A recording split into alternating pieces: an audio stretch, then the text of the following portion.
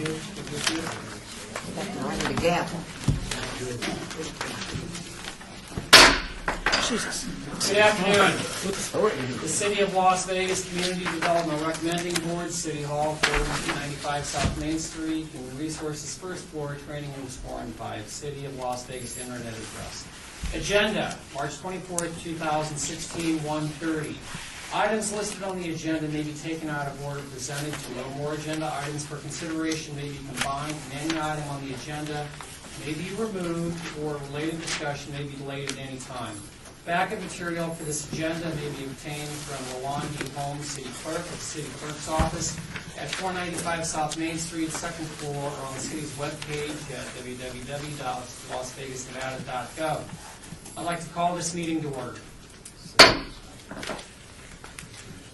Announcement, reference compliance with open meeting law. City Clerk, will you take roll call, please? We are in compliance. Chair McGrath? Very good. No, present. Here. Present. Co-Chair Taylor? Here. Alternate Co-Chair Miller? Here. Member Hartley is excused. Member Pappas? Here. Member Aker? Here. Member Asplund? Excuse. Member Jordan? Here.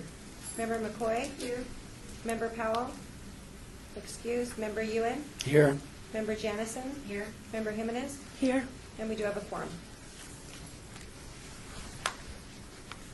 Number 3, public comment during this portion of the agenda must be limited to matters on the agenda for action. If you wish to be heard, give your name for the record. The amount of discussion as well as the amount of time any single speaker is allowed may be limited.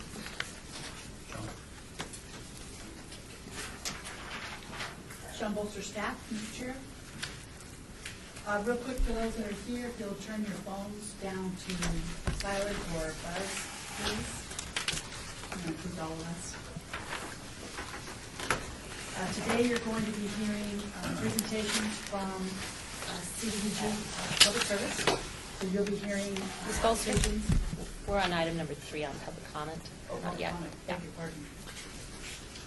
Mr. Chair, if there's no public comment, you could just close out item number 3 and Very move on to good. number 4. Any public comment? Okay, close. Now we're on item 4, report for staff. You need to read the item into the record. Mr. Chair. Read number 4. Number 4, report by staff on grants and scoring of federal grants funds. Thank you, Mr. Chair. Sean Bolster, staff. We'll try this again. Today you'll be listening to the final presentations. You'll be hearing the first group will be the CDBG Public Service Senior programs. After that will be special needs, and then after that will be the homeless programs. So you can have your lappers today. You can go to go or make the notes.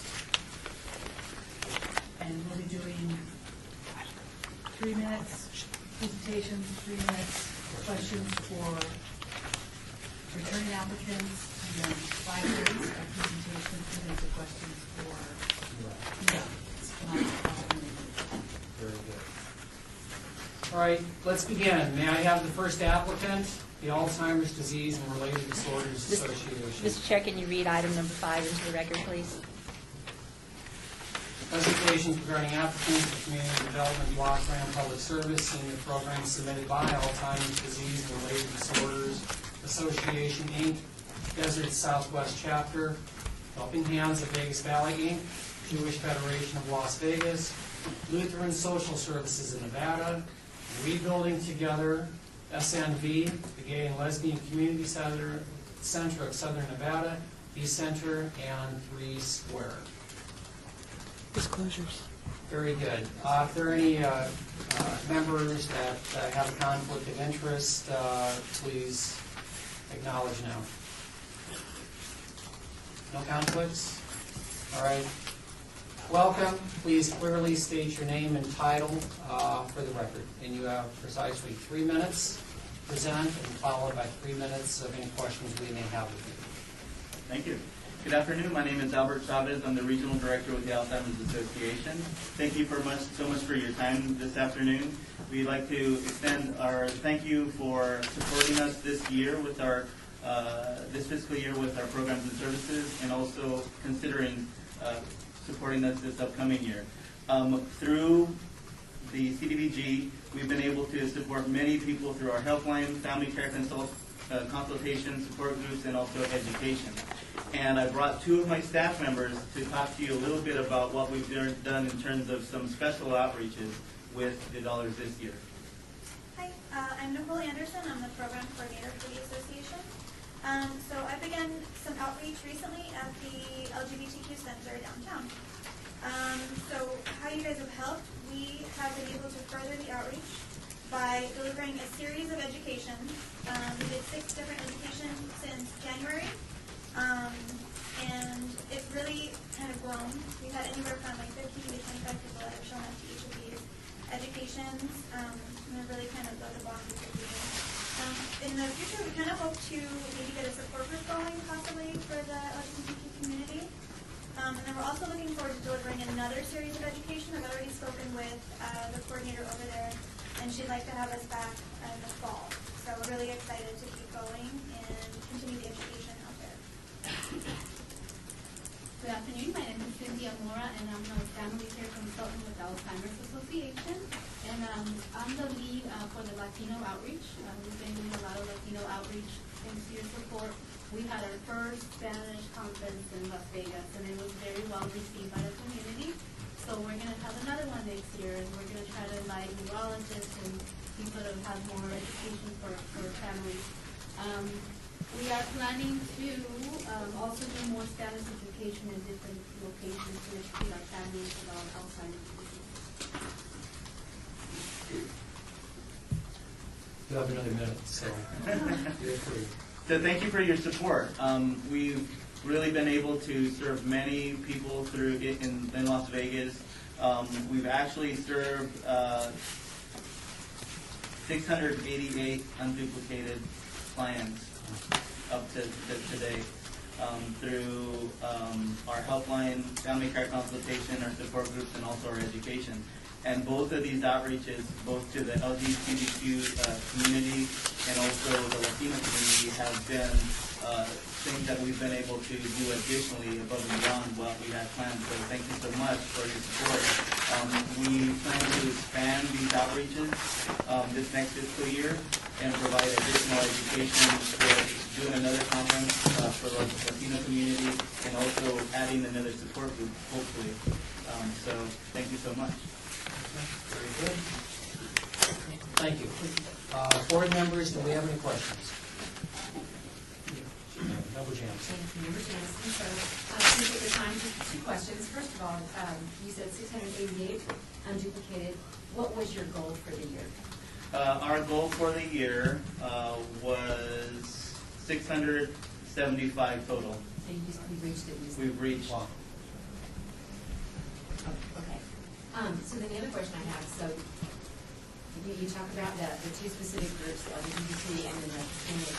Is there, there's American, there's Asian, there's all kinds of other populations. Can you explain if there's any,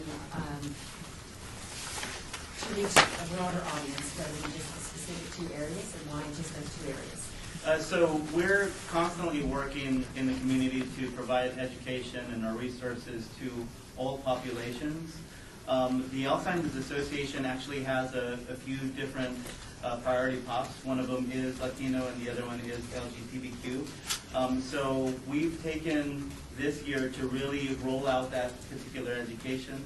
But you are right, we do try to do as much as we can to outreach to other communities and other populations. These are 2 successes that we've had this year with regard to both of those outreaches. Follow-up question, if I may. So is the data then represented back? Do you break it down by ethnicity as well as socioeconomic, about who you do help within your communities? We sure do. And what I have in terms of those numbers, actually in terms of the Latino, we've served 114 and LGBTQ 104 people. I thought that I had some demos on the Yeah, you have the demos on the number of people that attended. So, but we do have we did achieve some great numbers with regard to socioeconomic as well, and served a whole lot of people that were extremely low and moderately low. But yeah, we do have those numbers. I don't have them on me, but I did. Oh, I did. Extremely low is 90 people extremely low, 157 very low, and 432 moderately low families. Thank you very much. Just a quick question about your collaboration efforts. I know you mentioned a little bit in your presentation, but can you talk about maybe future collaboration that you're thinking about doing in the community? So I actually participate with the State Task Force on Alzheimer's disease, and we're doing a number of different things right now. We are actually building out a telehealth consortium. We are also working with the CarePath Consortium and a research consortium. We're working with a number of community leaders to include the Cleveland Clinic, a number of the different hospitals here in town, Southern Hills Hospital, a number of the different senior centers we're working with. Okay, thank you. So there's a number. Okay, very good. Thank you, sir. Thank you. Okay, may I have our next applicant, Helping Hands of Vegas Valley, Inc.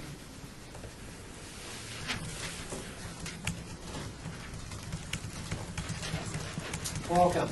Good afternoon. My name is Dana Serrata. I'm the Executive Director of Helping Hands of Vegas Valley.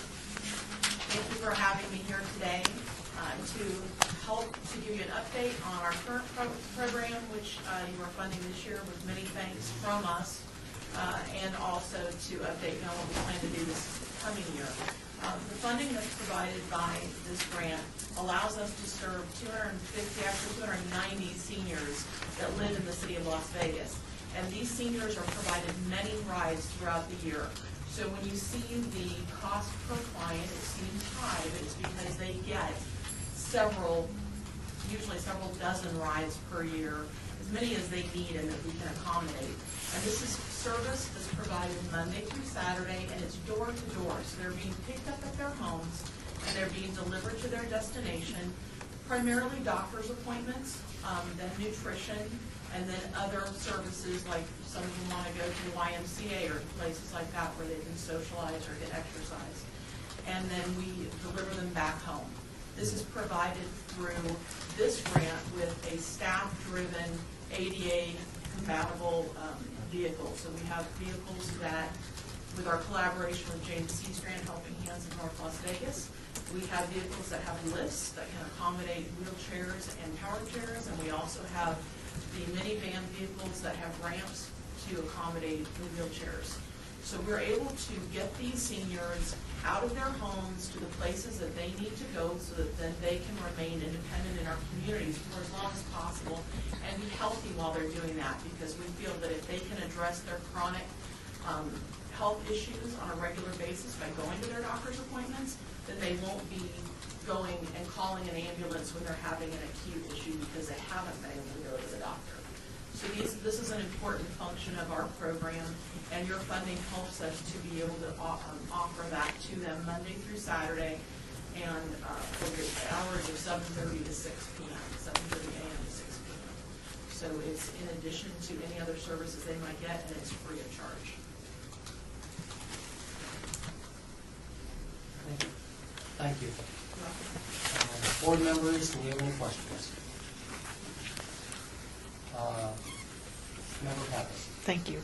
Devendra Pappas, how do you determine who gets the priority? Obviously, you have a limited number of vehicles and a lot of clients that need rides. How do you determine the priorities of who's going to get the ride and who might be denied? We look at, first of all, their age.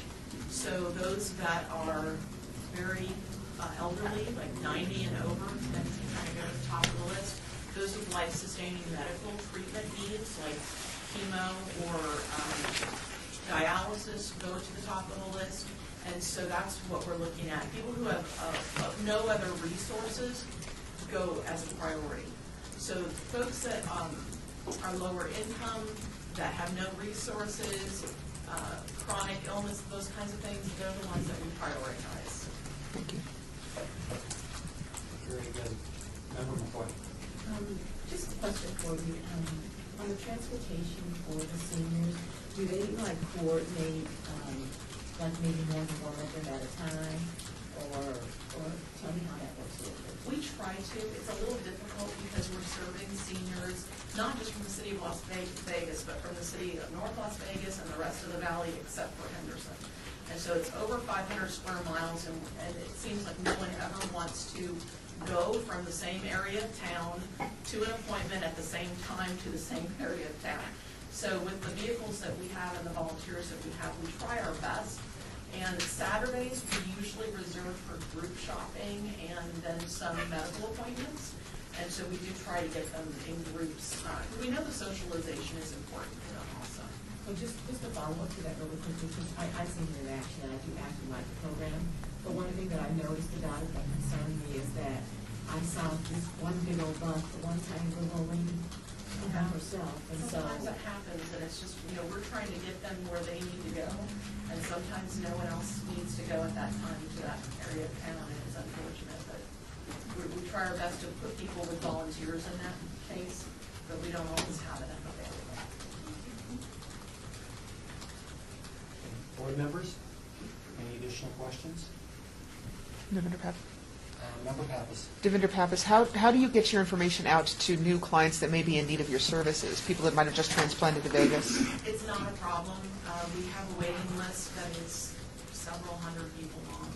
So it gets out by word of mouth from the different aging apartment complexes, the different senior centers. All the seniors seem to know about us. That's not our issue. Yeah, unfortunately, we've got very long waiting lists. Thank you. Chairman, again, you had indicated 290 seniors. That's correct? Yeah, we're serving right now in Dubuque, yes. Very good. Okay. Any other board members have questions?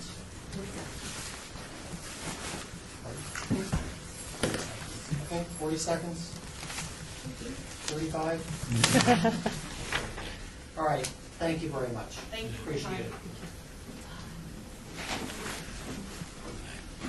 All right, may we have our next applicant, Jewish Federation of Las Vegas, step forward, please? Mr. Chair, members of staff, Please. let the record reflect that A.J. Powell has joined us. Board members.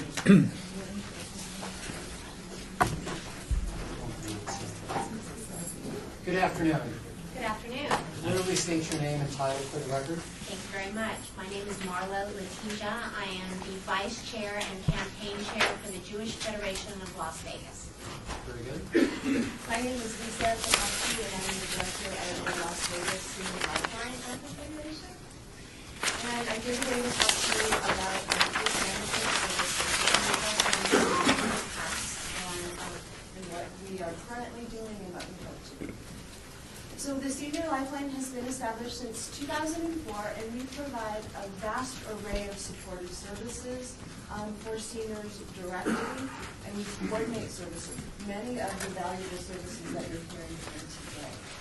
But we believe that even though each of those services is valuable in itself, it's those combination of services that are tailored to individual seniors' needs that really help keep them living independently in their home. We tailor those services by developing a case management plan with each of our seniors that identifies the resources that we have for them, but also the community resources. So we're communicating with them in their home on a regular basis. We provide the support that they need to negotiate complex systems. If you have parents that are trying to understand maybe the Medicare system, you understand that Medicare and Medicaid are two of the most complex systems that we have. We have many available resources in Las Vegas and the city, although sometimes seniors have a hard time finding them or the ones that are the best fit for them.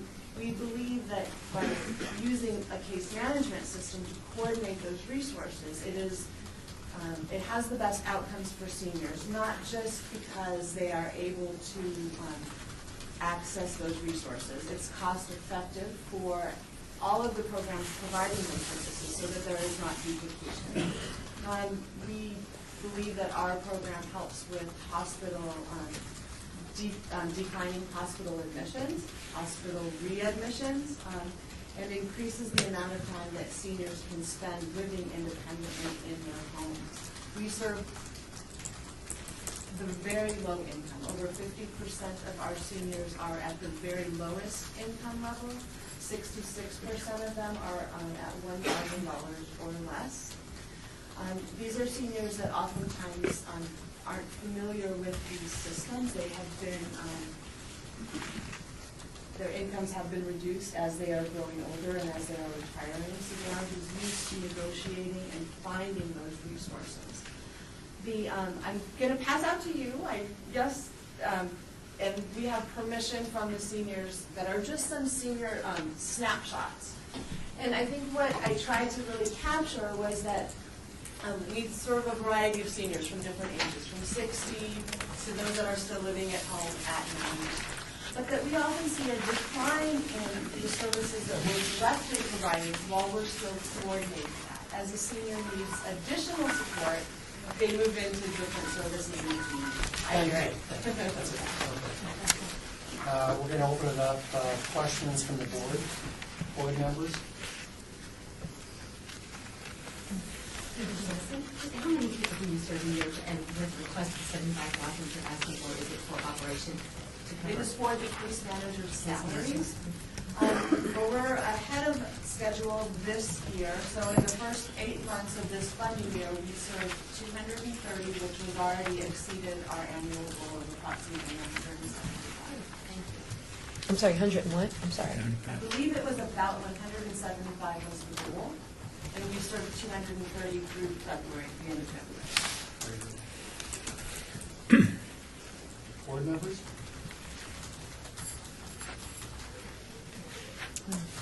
Any You were further prepared questions? for more questions.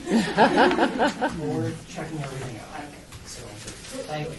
What's your community outreach? Well, we also have a waiting list. But what we do is that we certainly have a good network with all of the other social service providers providing services to seniors. We directly do outreach to the senior apartments because oftentimes they start out without needed supportive services, and then as they're there a longer period of time, they need them. We do community health fairs and different ways to just target seniors in general. But we primarily get about over 50% of our referrals from other social service providers in the community, including the state and Clark County, when their services are perhaps not fitting that client exactly. We move back and forth between level of care for clients. So you pretty much give the information to all the senior homes across the city? We do, but we also have a personal connection with the staff at those senior houses, because they can oftentimes identify needs in seniors that the seniors don't identify in themselves. Nor do they know there's help from what they need. Frequently they're in need, they have no idea that there is someone out there that can help them and provide. Thank you. Commissioner Taylor, what's the, do you know percentages of the ethnic backgrounds that you're serving? I don't have those with me, but they are almost, I did look at them before I came, and they are very reflective of the general population of the community. So we're closer to an even breakdown amongst everybody? Yes.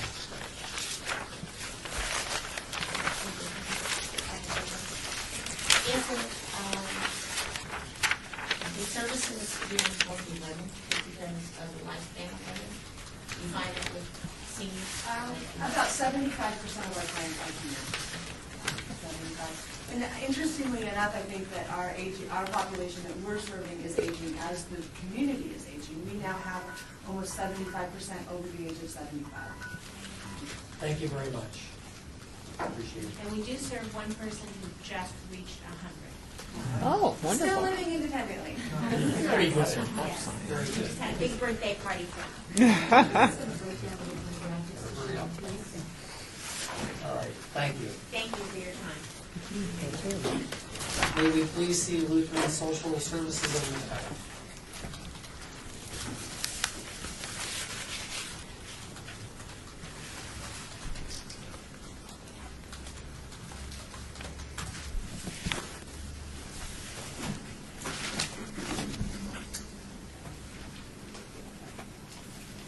Good afternoon. Good afternoon. Clearly state your name and title for the record. Good afternoon, everyone. I am Ellen Fiore. I am Communications and Development Director at Lutheran Social Services of Nevada. And I'm Marissa Cervantes. I'm the Program Director at Lutheran Social Services of Nevada. Thank you. We'll have approximately 3 minutes. Afterwards, we will have a question and answer period of 3 minutes as well. So feel free to begin. Okay, thank you for the opportunity to make this presentation to you today. I'd like to just let everybody know, if anybody doesn't know of LSSN, it's our 20th year this year. We're celebrating a great anniversary. And, okay, so what we're here to present to you is a bit of a snapshot in demographics. Over the past 2 fiscal years and going into this, and now we're into the later stages of this one, our senior clientele is expanding greatly.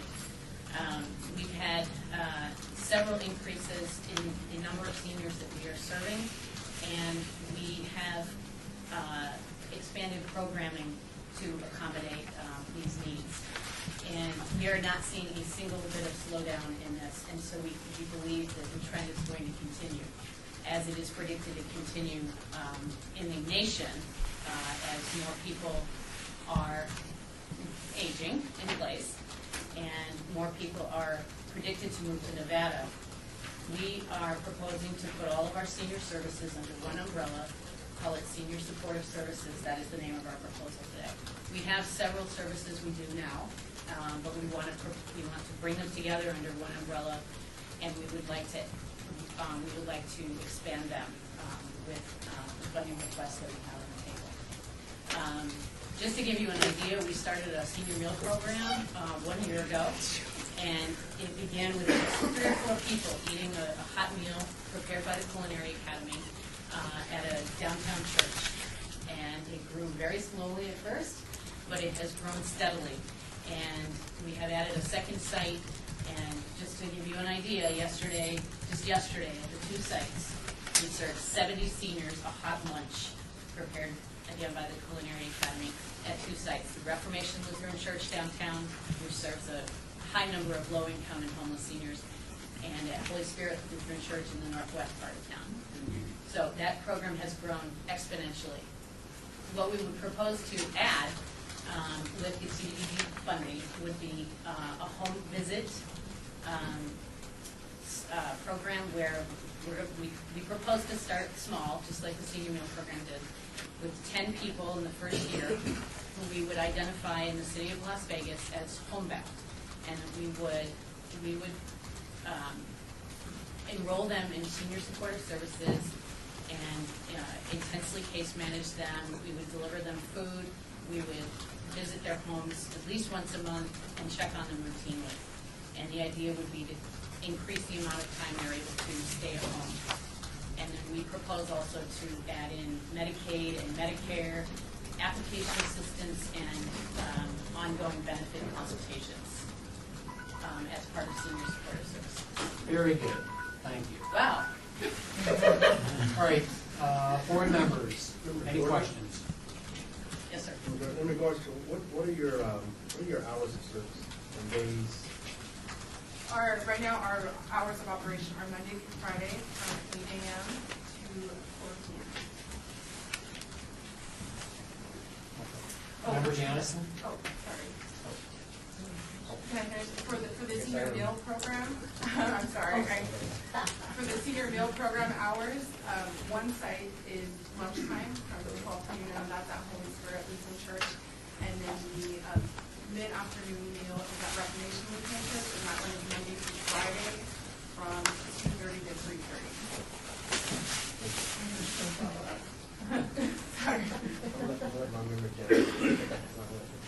So, Member Janison, if you could clarify, because I maybe just misunderstood, but on the dollars that you're asking for, I heard you say first that you were going to use this money to bring in all the programs together under one, and then I heard you say that you were going to use the money to add an additional program to serve the homebound. So, can you clarify what you're going to do? It's a combination. What we're reacting to is the number of people who are dependent on us, who need us. And what we want to do, instead of just saying, we want to serve 10 homebound seniors, we decided to call it Senior Supportive Services and move everything into one area and ask for funding that would allow us to expand in a small way and in ways that might actually be free, like with the Medicaid and Medicare training we're going to provide. The homebound assistance, part of it would be where the lion's share of the money would go. So I guess I'm just still confused. You're not going to add more people, but you're adding another staff person to expand. I guess that's where I'm concerned. If you're not adding more people, but you're adding, I guess I'm just not clear on where the money's. If we are awarded, we will not hire, we have a staff person already. Already employed. Already employed, so that person's responsibilities will expand to, she's already under the senior meal program. She oversees our client services manager, so she oversees the senior meal program.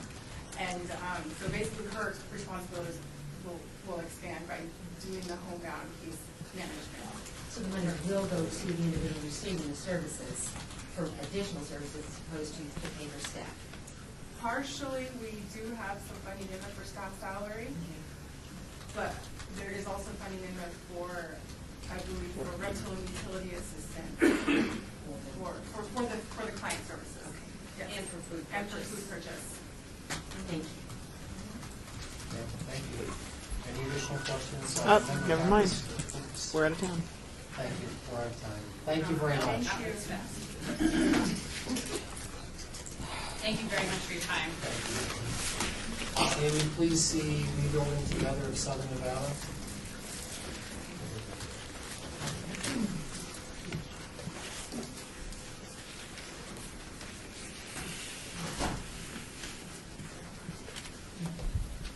Mr. Chairman, just as a point of disclosure, I'm a former board member of this organization, but will not affect my decision-making here today.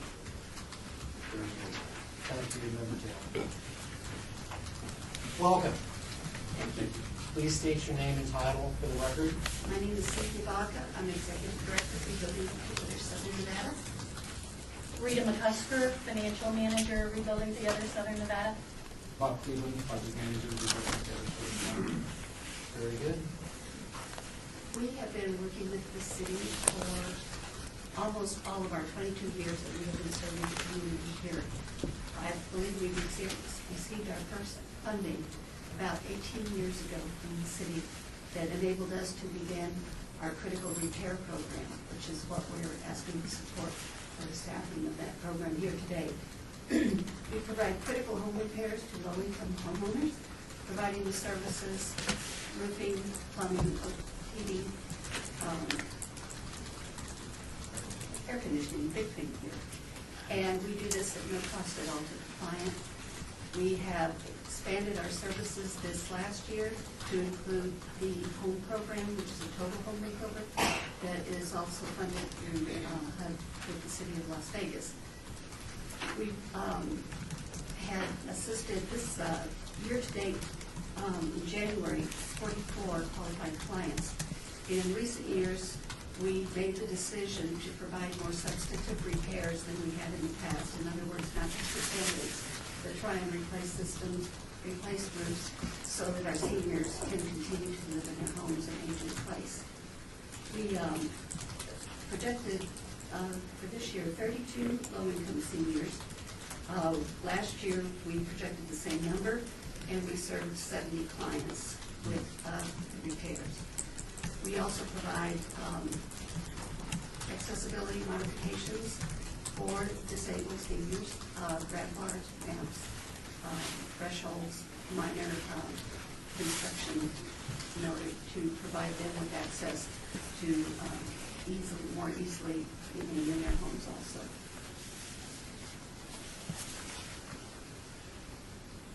Board members? Member Jordan, in regards to your client base and demographics, how do you guys choose that to have? First come, first serve.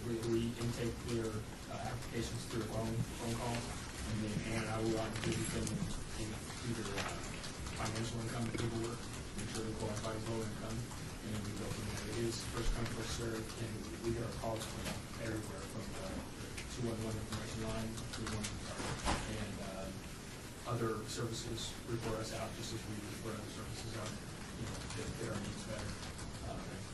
Word of mouth, we're constantly on the news. We get our phone calls from a wide variety. Thank you. Member McCoy? I think the answer to that, I was just going to ask you what will your community outreach so that the seniors know that you're out there and you have these services available since it's our first come, first served. We also, a great many of our referrals come from social workers who have clients who are going to be coming home and their home is inadequate for support needs.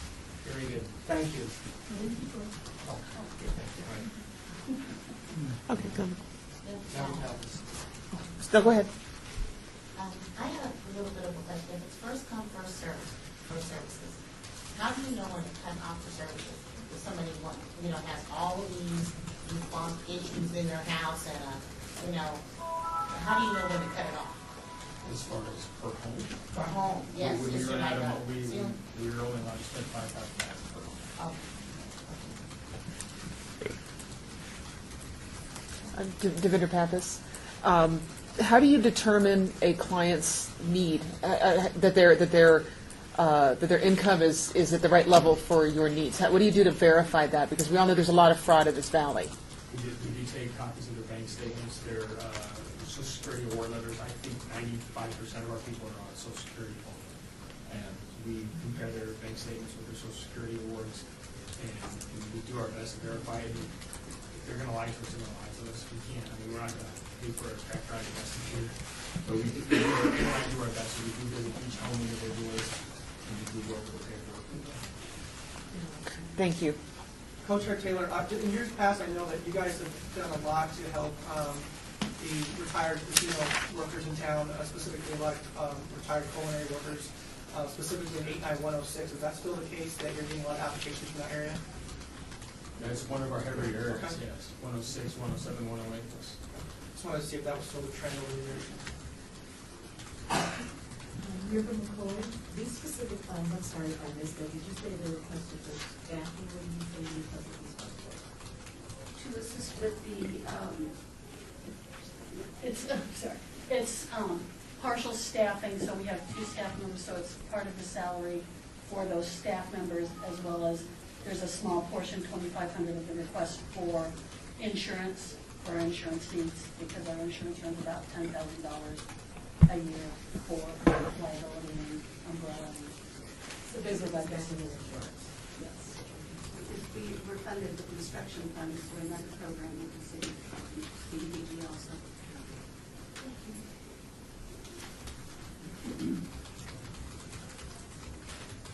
Very good. Thank you. Thank you. Point of clarification, staff. Sean Bolster, staff. The CDBG construction fund that are used for every building for the repairs for the CACs, they're not allowed to use, there's no admin for that. That's why they apply for public service for the other piece. Thank you for the clarification. May we please see the gay and lesbian students Southern Nevada?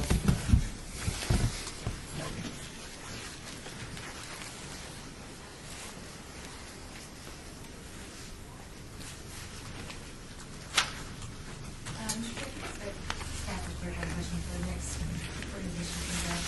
This is Member Jansen. I guess to that point, I think that's going to be important for us to know. So maybe could we get a breakdown before Tuesday's meeting on the agencies that are asking for those 2 buckets of money? So if they can't, I just don't want them to be dinged on this bucket asking for admin when their hands are tied in other areas, because we want the money to go to programming, but sometimes they can't use it. So, but I think it would be helpful for us to understand who's applying what if you cannot ask for it in other areas.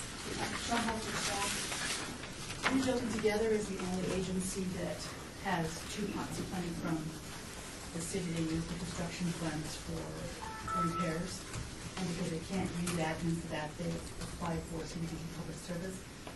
CDBG Public Service is one of the few grant sources out there that allows agencies to ask for salaries and operators, because a lot of nonprofit foundations, and other funding sources will donate items and pay and give them widgets and things that they need, or volunteers, but not pay for salaries to help them. So nobody else but that group applied for construction funds? Correct. Thank you very much. In terms, maybe this is for me, but I would have to indicate for the construction funds, to give a breakdown on how much is actually used for actual labor and how much is used for the actual city. None of it's used for labor. All laborers. All of the construction funds are used to pay for, they'll call a contractor and a subcontractor to come in and put a roof on. So that all that's included in the price of what the roof is. Well, contractor, I can answer that just because I'm familiar with it. Unlike Habitat for Humanity to build the house from the ground up, these, they're going into an existing home that's falling apart. I've been in many of them. And what generally happens is they assign a team to each house, depending on who gets accepted, and then that team, their job is to go find a general contractor to donate his time and find subcontractors to donate their time, so there's no money for labor. That's what I'm asking. I'm sorry. That's okay, thank you. What he said. What he said. Good afternoon. State your name and title for the record. My name is Andre Wade, Director of Operations. Hi, I'm Holly Reese. I'm the Senior and Transgender Programs Manager. Thank you. You can begin. This is Andre.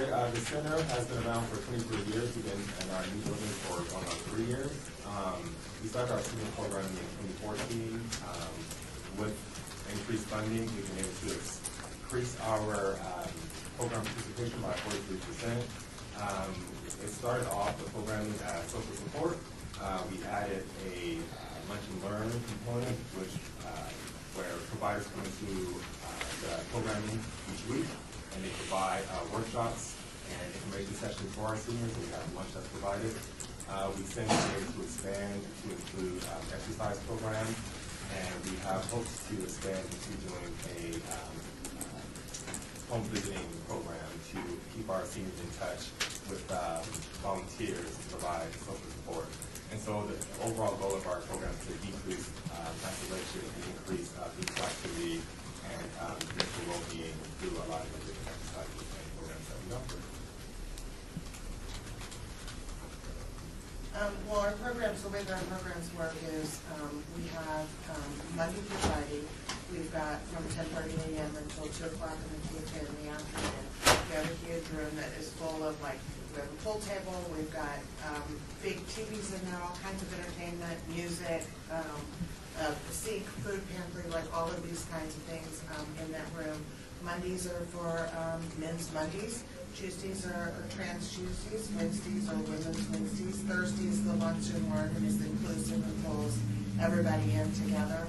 And then Fridays is our new fitness program, which we're pulling together and putting more people in weekly now. So the program was designed and developed after doing research within the community and a really extensive survey trying to find out from our seniors what it is that we need. We also have been doing outreach to try to get word out into the population that we exist. We know that a lot of our seniors are closeted and going back in the closet after many years of activation and are isolated. So trying to reach out to people. We had a senior prom this year, which was absolutely amazing. They loved it. A lot of our seniors had chaperoned in the youth prom and said, "We want to do something like this." We had a senior prom. It was 50s days. We got a choreographer in to do a flash mob, which actually got on the news, so we could get more word to people out in the community to come in and have fun. We had 57 brand new participants that we had never met before due to that senior prom. It was a lot of fun.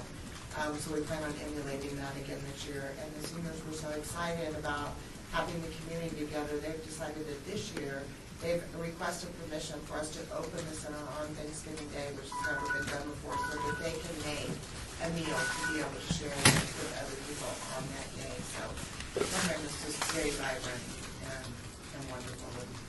Thank you. Board members, do you have any questions? Member Miller. Yes. In your programming, are you collaborating? I mean, we just had a senior presentation by the Southwest chapter for Alzheimer's disease, and one of their functions that they mentioned in my notes was their outreach to the LGBTQ community.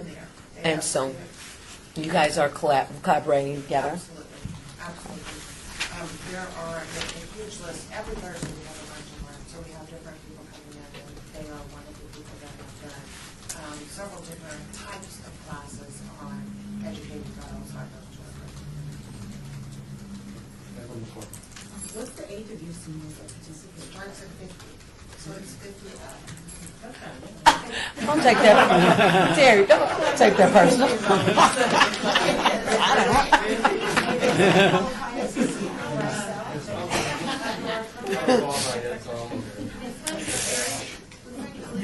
Start at that age, and the reason why is because, again, a lot of our seniors are going back into the closet. And so we're trying to get people and connect with people and have it vibrant and fun. And there are a lot of our younger seniors that are caretaking and pulling out the older seniors to be inclusive. So it's really important that we have that kind of connection. A lot of our younger seniors are helping the older seniors find rides to the doctor or accompany them or support them. So that's why we start at that age. It's problematic. We come up and say, do you know anybody that's 50 or older? Because if you walk up to somebody and assume they're a senior, that could be a problem. Thank you. Member Johnson, do you have a? I do, thank you very much. So you're asking for 60,000, and I see in the request, it's literally offer salary for 2 individuals, but it doesn't look like it's just expanding. So can you explain why it's just for the people that are already there and you're just increasing the salary, or? Right, so we usually start off with one program manager and went to a model where we included an additional staff person to contain the current expansion. And so we're asking for that same model to continue with the hopes of building the in-home outreach program. And then if we grow even further next year, we will all fund us. We will ask for additional staff. So by doing that, are you then saying that you're going to increase, because it says 225 Yes. seniors? Yes. So if you're going to add the workload to those individuals, are you going to say that you're going to increase, and is that in your? Yes, we plan to increase by 25, but predominantly, we're going to have a large number of our in-home services done by our volunteer base. So as a nonprofit that has 600 plus volunteers, we're going to reach into that in-kind pool to help support our program. Coach Taylor, just going off what Member Hutchins said, so these are basically 2 staff members and you're increasing their salary, right? Correct? The salary will stay the same. That's what I was confusing. That's why I'm glad you asked the question. Oh, I'm sorry. The salary. So No, the these- salary. So these 2 that you're asking for, these are new positions? They're current positions. They're current positions. Yes. I guess we're just wondering why, is it just to fund them? I think we're trying to say the same thing. I apologize for not being articulate with this. So you're just requesting that that this group take that line item for you, just pay for their salaries? Oh, to pay for half of the program manager's salary and all of the program specialist salary. All of them? Okay. Yes, because their fees in effect would be increasing. Okay, thank you very much. Thank you. Thank you. Thank you.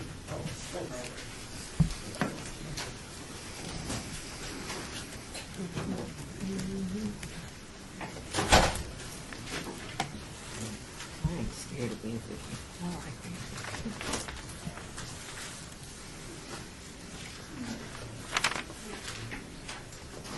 Good afternoon. Clearly state your name and title for the record. Larry Scott, Chief Financial Officer of Three Square Food Bank. And Cynthia Radley, the Government Grants Manager at District. Very good. First of all, I'd like to thank all of you for funding Senior Share for seniors in the city of Las Vegas for the last 2 years. We know that there are a lot of seniors out there that are on fixed incomes that are very low, and they often have to make the choice between purchasing the medications or purchasing food. And when they have chronic health conditions such as hypertension or diabetes or high blood pressure, we know that both of those things are important for good health, and so it's not fair to have them have to make a choice. So So in 2010, we started Senior Share with a pilot program for 400 seniors, and it's for seniors that have chronic health disease, such as the ones I just mentioned, and they have to be over 60. They have to already be receiving help for food, such as from a food pantry or being on SNAP. And so we will give them twice a month a supplemental box of nutritional, nutritious foods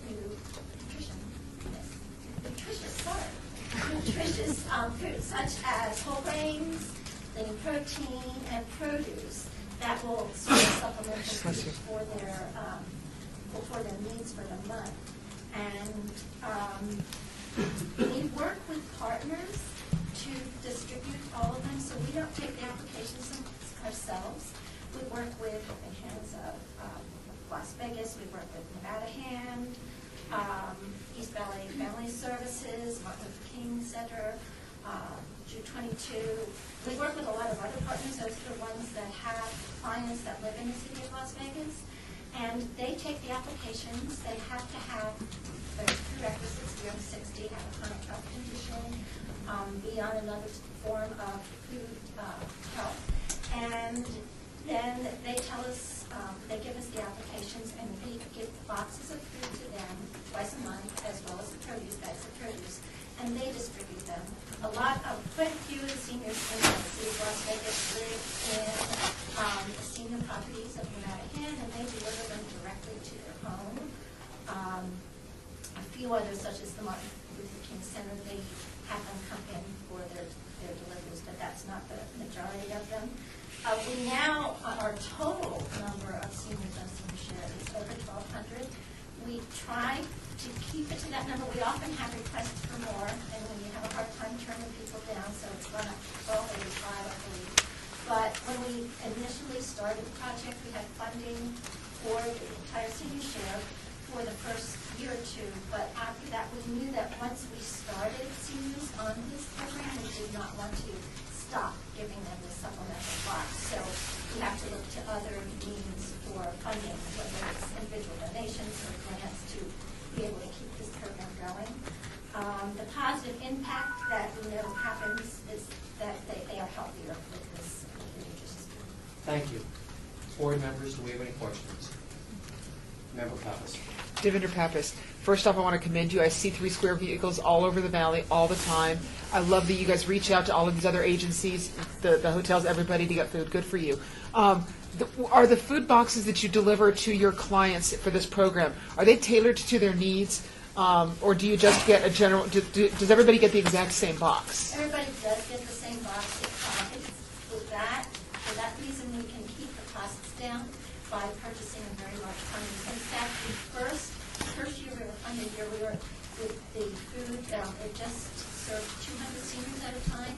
And this last year, this year that we're going through, we can serve 250 for the same amount of funding, because we're able to use food bank produce, which means we mainly pay for the freight, and also get things in large bulk, so we get the same.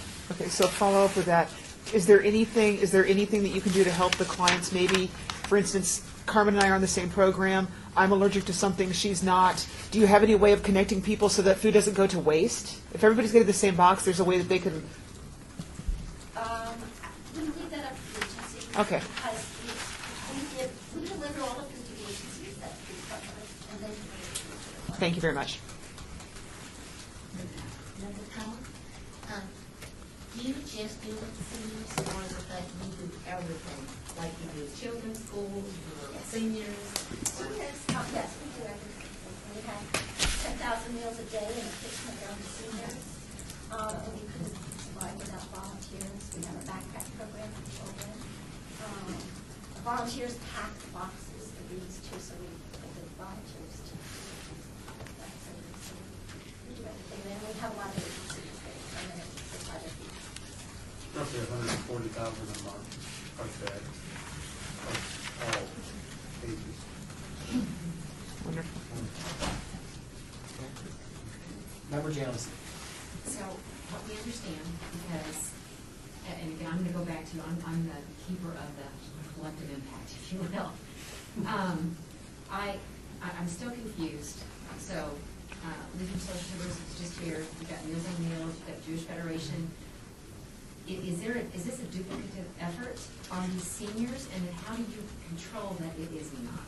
Well, we work with other agencies. This senior share is for people that can prepare their own food. Meals on Wheels, we're working with Catholic Charities too, because that's like the next step. They can't prepare their own meals, they get meals delivered to them. But these are for the seniors that can prepare their own meals. We work with Helping Hands of Las Vegas Valley to identify those specifically that need it and that have chronic disease. Thank you. Thank you so much. Is it HMIS, do you load that into HMIS too to ensure that there is no duplicative efforts? They're not required. They're not, because They're of not. case management. The shop staff, they're not required, because they're no home agency. But we depend on the agencies to make sure they're doing Okay. Thank you very much. Thank you.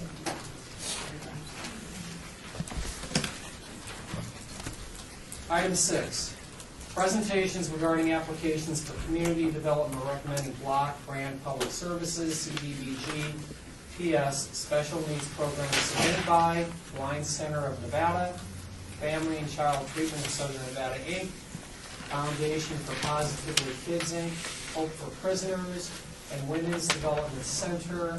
May we please see Blind Center of Nevada. I did not, Humboldt staff, I did not fill in specific times for break, I still remember the Yeah, board members, I'd like to continue with this next batch and take a break when we finish up. Public service or special needs? Correct.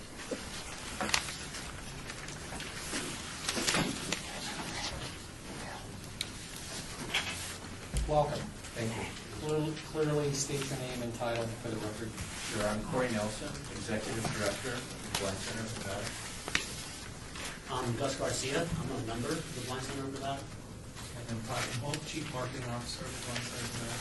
Very good. Are we ready? We're ready. Okay, well, thank you for letting us present today, and thank you for your past support of the Blind Center of Nevada. This year, the Blind Center of Nevada is turning 61 years old, so it makes us one of the oldest charities in Southern Nevada. Now, 70% of our members are people like you and me who have sight, and then something happens in their life, and they lose their sight. It could be a disease like diabetes or macular degeneration. It could be a car accident, a gun accident, something that happened in war. And so when our members walk through that door at the Blind Center for the first time, they're oftentimes very broken people. They've had some major change in their life. And so our first job there is to help them to regain hope, to help them realize that life is not over, that life goes on. Second, and it's parallel with helping them to gain hope, is helping them to gain independence. We want them to regain some of the independence. We can't regain all of the independence that they once had, but we want them to become as independent as they can. And as that process is moving forward, we try very hard to put them on a path to greatness. And what that means is just because somebody loses their sight doesn't mean they don't have the desire to do something great. In some ways, it becomes even stronger. And they need that meaning and purpose in their life. And so some of the ways that we are able to provide that path to greatness, one is through music. We have an extensive music program, everything from beginning music to 2 performing groups. We have a rock band, an alternative rock band, and they're named the Broken Spectacles. And, they have performed at the House of Blues. They have performed at the Hard Rock. They've performed at the Smith Center. And they're really very good. We have an art program where people are making real beautiful pieces of art. Ceramics is what we're doing, mostly is what we're focusing on. We're also doing weaving. And ironically, after they produce these beautiful pieces of art, most of them will never see them. But they love these wonderful pieces of art. We have a gym, and we have a wonderful fitness instructor who works at Mandalay Bay during the week, and his Mondays and Tuesdays are his 2 days off, and he spends the whole day there at our full-size gym. We have a number of members who are working very hard. Some of them have lost 30 pounds. And if you're diabetic, that is really important. Some of them have cut their insulin in half. And it has been like a mission to them to go to the gym and to work out. They'll show up at 6 a.m. sometimes. We also run an electronics recycling and refurbishing business. Half of our employees are people who are visually impaired, and that also provides a lot of the funding for the center. Thank you. Thank you. Board members, do we have any questions you'd like to ask? Well, Chair Taylor, did any of the other individuals want to speak or answer any questions? I would like to speak, if I may. First of all, when I was told to come and speak about the impact that the Blind Center, has had in my life, it was something very, very hard for me to speak about because it's done so much for me that I want to keep it, brief and timely. So I'd like to give you just a very brief timeline. About a year and a half ago, I had a precautionary surgery for retinal detachments. I had the surgery, things really didn't go as planned, and I ended up losing most of my sight. And I was enrolled at CSN, and I remember at that time, I was trying to find my way around with this cane, which was something new to me, and I could not even find the door to a place. I heard people laughing, and all these things psychologically, I was just being tormented. I thought so many things that weren't Christ-like, and at that time, I found the Blind Center, even though I had known about it, but I experienced, its helping hand, and it's helped me in this way. First of all, mobility. The Blind Center provides mobility training. I mean, you have no idea how hard it is for to do a daily task like find a restroom when you're fully blind. The Blind Center has taken me and they'll train me, like they'll take me to the UNLV campus, they'll show me around. Now I master the CSN campus. I pretty much master the UNLV campus. I can move around independently, and I really don't need help. And that's thanks to the Blind Center. That mobility is so important. Second, employment. I mean, I started working when I was 16, when I had a 20/20 vision, and I understand, the concept of not being a liability but an asset to a company, and I knew that in my condition when that happened, I was not going to be able to keep doing what I was doing because I was not going to keep up, and my employers were not going to deal with me. So the Blind Center took me in. They provided all the accommodations that I needed for me to be productive and feel useful, and they did that in their, in their tech center. They made me a tech, and it's such a big blessing for them to take the time and to hear my needs and deal with me. Out in the real world, that hardly happens. I can tell you firsthand. Thirdly, this summer, thank God, I'm going to be graduating with my associates in secondary education. The Blind Center is actually helping me because I'm teaching music classes there, and I'm also teaching English as a second language there, so they're really helping me gain that experience. So when I actually graduate with my bachelor's, I'm going to have all that, all that experience behind my back. And when people see me, they're going to say, well, this is a blind teacher, trying to teach middle schoolers and high schoolers. It sounds a little risky, but thankfully with 2-3 years of experience under my belt, hopefully that'll make me look well. And the Blind Center has just been such a big blessing. I'm speaking very fast. I'm trying to be timely, but I don't know how else they could help me. I mean, I think a better way to answer this question would be, how has the Blind Center not helped you? I'm hoping they can find me a wife. That's the only thing. But yeah, I actually want to take the time and thank you guys because I know previously you guys have supported and funded the Blind Center, and you guys have helped me. And you guys don't know it, but now I'm a secure young man, and I want to get out there and I want to exploit my potential. And I'm not scared anymore. Fear is something that can paralyze you, and when you become blind, I was about to fall into a deep, deep trench of depression, God knows how many things, but thank God, and thanks to you guys, and thanks to the Blind Center, it was the helping hand that never even let me get close to that trench. Congratulations. You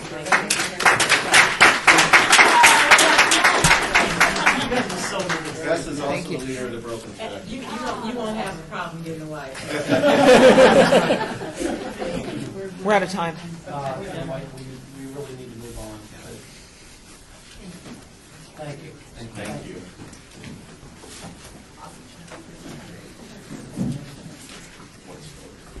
Okay, next, if we could see the Family and Child Treatment of Southern Nevada, Inc.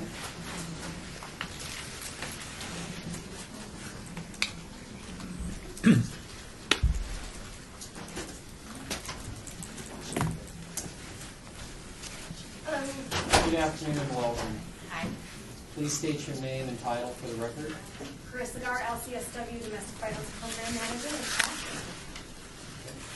So the Domestic Violence Program at FACT is one of our main focuses at FACT. We provide sliding fee scale, low cost / no cost therapy to victims of sexual abuse, sexual assault, domestic violence, and human trafficking. So this, of course, is for our domestic violence program. The domestic violence program is done in a couple different ways. The primary way that we work with domestic violence victims, we have an agreement set up with the Shade Tree Shelter. And I go there twice a week, and I do the domestic violence therapy groups for the residents of the Shade Tree Shelter who are there for domestic violence. I also allow anyone who is there for other reasons who has also experienced domestic violence to come to the group as well, because they have people in all kinds of programs, and they all kind of need a class. And then, of course, anyone who wants individual therapy is also welcome to receive therapy at FACT as well. And, of course, for residents of the Shade Tree and anyone in the domestic violence program, there's no charge for the therapy services. There's no limit to the therapy services either, because domestic violence is complicated and complex and a long-term issue. So I was looking over my numbers. Last year alone, I saw 289 new women in my groups. That's not including any of the women who I had seen in previous years. And I ran a total of 97 group sessions last year, not including any of the individuals. So it's a good program. We discuss the cycle of abuse, defining multiple forms of abuse, of course, physical, emotional, sexual, verbal, emotional, financial, using children, et cetera, et cetera. We go on about that for a long time. The purpose of the group is to help women heal and to move forward to healthier relationships. We have to heal first by looking back and validating that what happened to them was abuse and it is trauma. Some of them are told by their support system, why didn't you just leave? You were only, they say terrible things that I don't like to repeat. So you should have left, it's your fault for staying, you let this happen, etc. So first we go back and say this, or they say it's not that big of a deal, move on, let it go, you should be over it by now. So we go back, it is traumatic, it is abuse, it does hurt, and then we can move forward and heal. By recognizing the trauma that occurred, we can then move forward and begin to heal that process by validating it and supporting each other. And of course, move forward to healthier relationships, reestablishing boundaries, reestablishing self-esteem, reestablishing identity, and then reestablishing healthy relationships across the board, whether it be with partners or family or friends or anybody, because after such a terrible trauma, many people struggle with having any boundaries and interacting with anybody.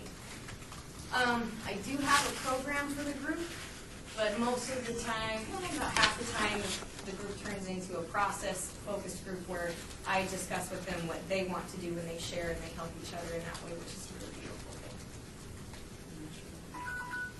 Thank you. Thank you. Perfect. Board members, will you questions? Yes, Heather? I have a question. There's a lot of agencies that have housing services and other types of provide housing. Right? Do you partner? Is your agency partner with those other agencies? Like if, say, a client wants to move forward and go to housing, you partner with them so that they have lists or places that will assist them? They can still come to us for therapy no matter where they live. Okay. And then the Shade Tree has also agreed that if they've started the class and they haven't got their completion certificate yet, with the group, that they can continue to attend the group at the Shade Tree until they've attended to get their completion certificate. And if they want an individual counseling, no matter where they live, they can stay with FACT indefinitely. Okay. So are there agencies that will attempt to, say if a client wants to move out of that situation and go into a group home? Oh. Right. Shade Tree is the only housing program that we partner with for domestic violence in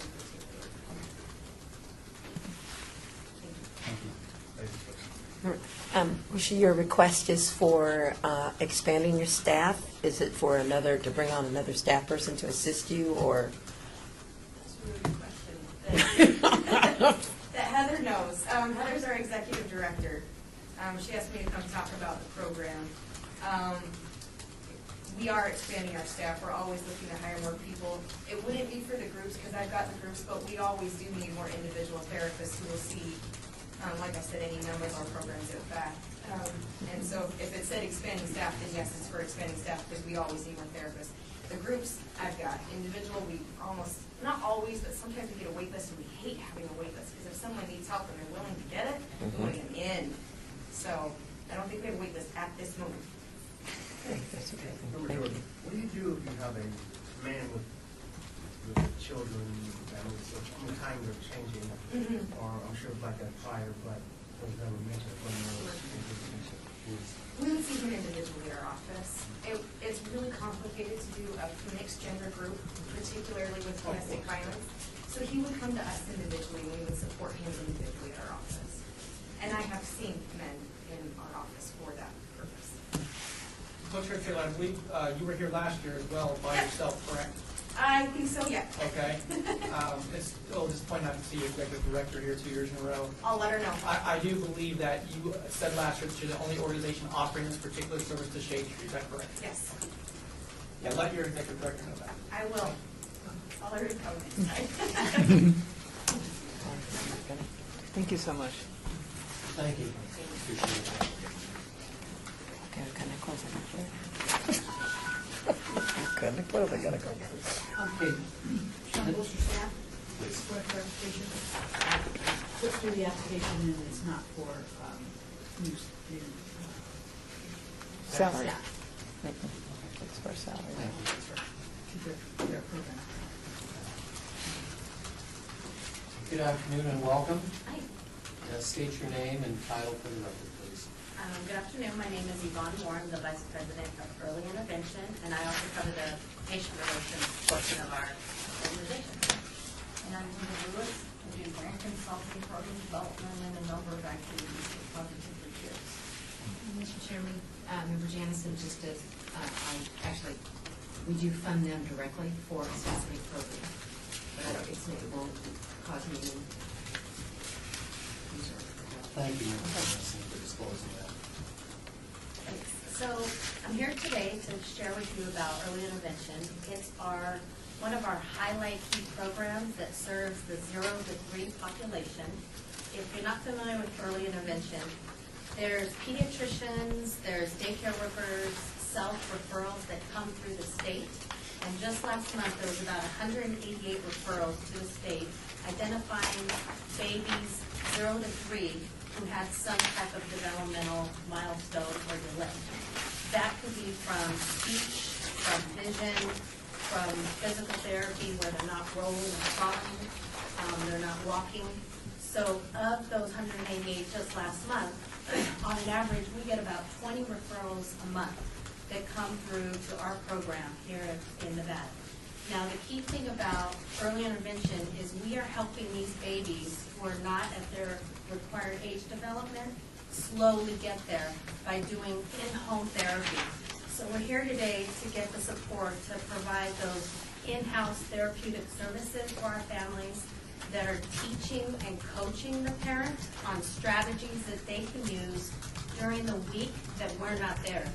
We have about a census of 220 kids that we send every day, physical therapists, speech therapists, and occupational therapists in the home environment, and we work with the child for about 30 to an hour during each visit. So we're helping those babies stand and walk. We're teaching them how to take a bottle without drooling all over. We're helping them with cues on speech. A lot of children aren't speaking at age 2 already, or they're not walking at age 3. So, for like an instance, we have 2 twin babies, I'm so proud to say.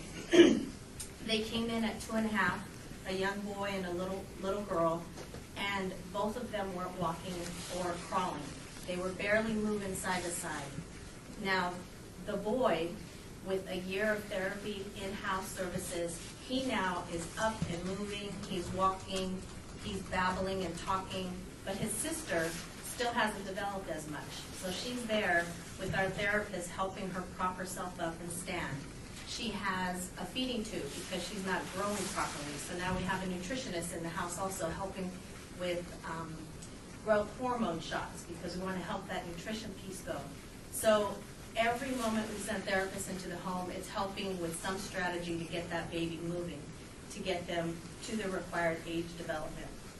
And it's another support to the family. We have service coordinators who then help the family get into the support groups, who get connected to Nevada Pet, who go to the family resource centers with their child to be a part of those play groups, so they have other families and other supports that they can relate to.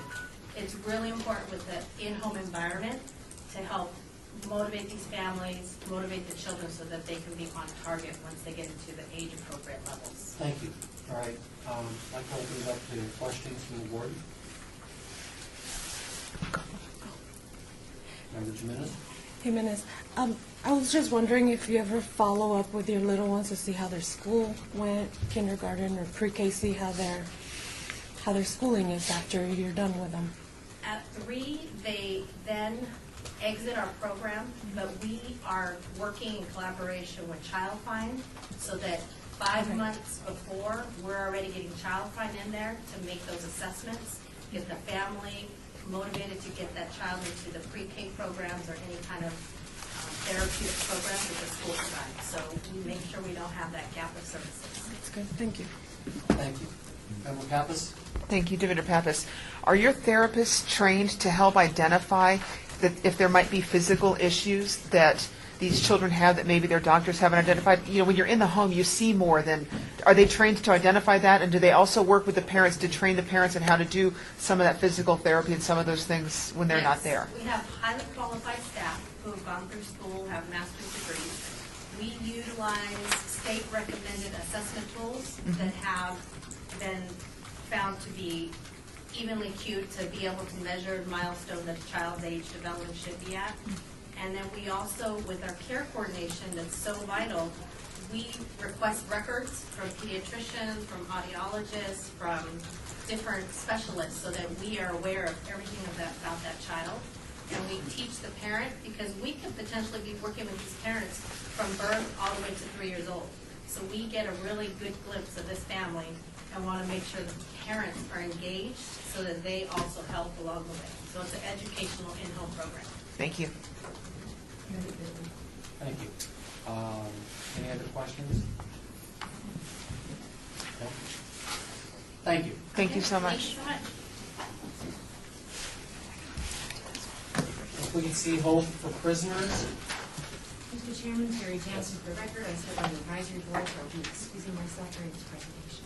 Understood. Thank you for the disclosure, Terry. Mr. Chairman, Sean Bolger, staff, this is a new agency. 5 and 3. 5 minutes. Good afternoon. Good afternoon. Clearly state your name and title for the record, please. My name is John Ponder, founder and CEO of Hope for Prisoners. Very good. You will have 5 minutes since you're a new applicant, followed by 3 minutes of question and answer. Feel free to begin. Thank you. And thank you for giving us the opportunity to come before this board. Hope for Prisons is a reentry program where we work with men, women, and young adults that are coming out of every arena of our judicial system. Some of the men and women are coming home from state and federal prisons, city, county jails, drug rehabilitation centers, halfway houses, so forth and so on. And what we do is we provide the supportive services that help men and women not only get acclimated back into the workplace, but we want to make sure there are mechanisms in place that once they get inside the workplace, they're going to be afforded opportunities to thrive and grow and to be able to succeed. We address the needs for them to get acclimated back into their family, which has been a missed mark of reentry since forever. It seems like as a community, we didn't really pay attention to the individual going back home to wives and husbands and children. So we try to do everything we can to reach within the family to make sure that family reunification piece is as successful as we possibly can. And then on the back end of the process, because there's an 18-month journey where we walk with them, we want to do everything we can to ensure that we're producing stand-up leaders in the community with an overall goal of them never, ever, ever reoffending again. So Hope for Prisons was founded back in 2009, and since that time we've had the chance to work with over 1,300 men and women who have come out of the system. So everything that we do inside Hope for Prisons, it starts out with a very intensive, what we call a pre-vocational leadership workshop. Because, you know, one of the things that we found when we're working with people from this segment of the population is that the majority of people, they really do want to change. They have no idea how to do it. And that's what it is that we do. We come alongside them and we teach them things. Again, not only that's only going to help them to get jobs, and maintain them, but we try to lay a foundation and help them to build up a brand new life. So at the end of this very intensive workshop, where we teach them things like the importance of the winning attitude in the home, in the workplace, in the community, the how to go above and beyond the call of duty, how to recognize different personality types. We put a strong emphasis on goal setting, time management, banking and budgeting, and a strong emphasis on leadership, teaching individuals who are coming home from the system how to lead yourself. How do you get the results that you want to get out of life? How to be a leader in your family, and then come alongside us and let us mirror what it looks like to be a leader in the community. At the end of that process, there's a graduation, but the uniqueness in our organization where we have found our success is that on graduation day, they don't graduate from the program. They graduate up into the next level. Our commitment to be with them over the next 18 months to help them now to navigate the different challenges they're going to be facing during that reintegration process. We didn't think it was enough to teach them all these incredible things and then launch them out in the community, and they're out there on their own. So we come alongside them through a very intensive mentoring program where we have trained up well over 250 men and women from our community that serve as mentors. These are pastors and leaders from churches across Southern Nevada, other houses of faith. These are doctors, businessmen, lawyers, teachers, right down to the Las Vegas Metropolitan Police Department, who's given me an army of volunteer police officers to serve as volunteer mentors and trainers for men and women coming out of the system. I do have to make a note that never before in the history of reentry, nowhere on this planet has law enforcement gotten this involved in mentoring and training returning ex-offenders. It is creating a win-win on both sides of the coin.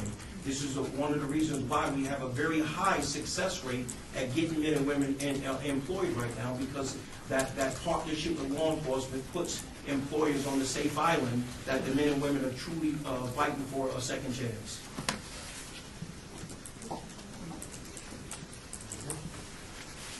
Still has another minute. Okay.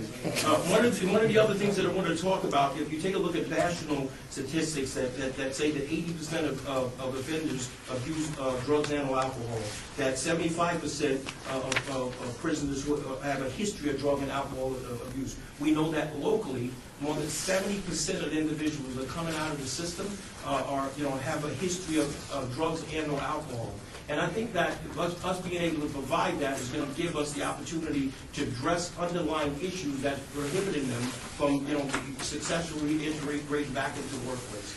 We want to make sure that as they move into these good paying jobs, we want to make sure that there are no cracks in their foundation, so they can make sure that they're going to be successful. Very good. Thank you. Thank you. Board members, questions? Member Pappas? Devinder Pappas, one of my favorite questions is always about recidivism. What's your recidivism rate out of your program? The University of Nevada, Las Vegas came in and took a look at the Center for Crime Policy did a study, and they took a look at 522 people in this process they looked at. They determined that more than 64% were successful in gaining full-time employment. 17% of those were successful in gaining full-time employment within 17 days after graduation. And the University of Nevada, Las Vegas indicated of those 522 individuals, 6% returned back to the system. Wow. Wow, that's awesome. And how are your clients selected? You said you go through a very vigorous program. Some of the can you tell me some of the criteria for that? Well, what we do is we take everyone. We work very closely with Nevada Department of Corrections. We work very closely with parole and probation. There is an intake process in there. We don't turn anybody away. We just want to make sure that we are helping everyone who needs to be helped. So from the intake process, there's a needs assessment. We want to find out what are the needs of these individuals. They invite it back to an orientation process, and from the orientation, we bring them into our program and do everything we can to help them get up and running. That's amazing. Member Miller, I've heard of your program, Mr. Ponder. Didn't you guys just receive a national citation either last year or something like that?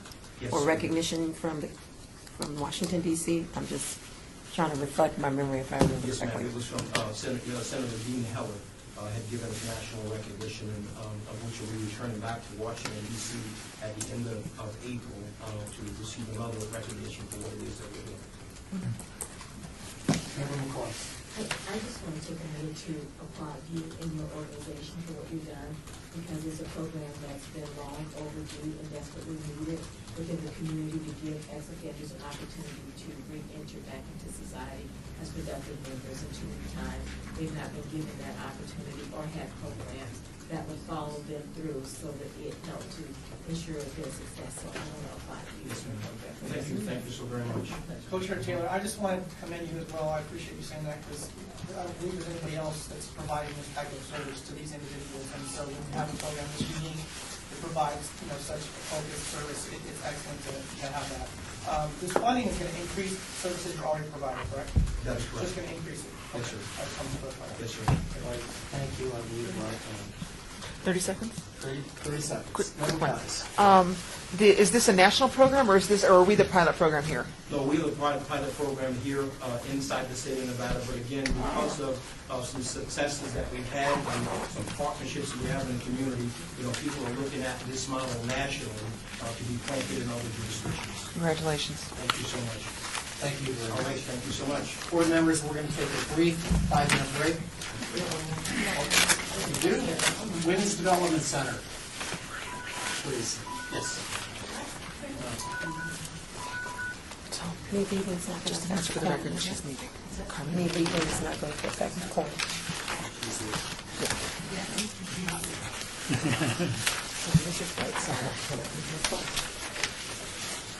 Hello, how are you? I'm Tina Prieto, long time no see, it's Tuesday. I'd like to say thank you very much for coming to the realization that Tuesday's process wasn't as effective as you changed it. I'm really happy with that. But anyway, Tina Prieto, Women's Development Center Executive Director. I've been here 25 years. We were the first original housing agency. We actually have 7 housing programs. So you see just a small glimpse of what we do. We've come here today for our housing stability program, which serves homeless, disabled victims of domestic violence, and veterans. And we're asking for 8% of the program budget. We have exceeded our goal by 86%. We went at 29 families and 48 children. And we have a guest speaker today who works with Metro, and his name is Victor Gray. I'm Victor Gray. I do work at Las Vegas Metropolitan Police Department. I'm also 100% disabled vet. What I do is, I've never really talked about this because I do it to do it. I work with Women's Development Center to help veterans that need help. That's in the community that just happen to be in crisis and things like that. And because they've helped me so much. Just when I first came to Las Vegas, I didn't know there was of any organizations that would really help or could relate to me myself. To be totally honest with you, there were veteran organizations, but they were always the older guys with the hats and the pins and stuff that we were talking about before. You were laughing. I'm being totally honest with you. There's a big different generation. Wars are fought differently. We are in the longest running war in American history.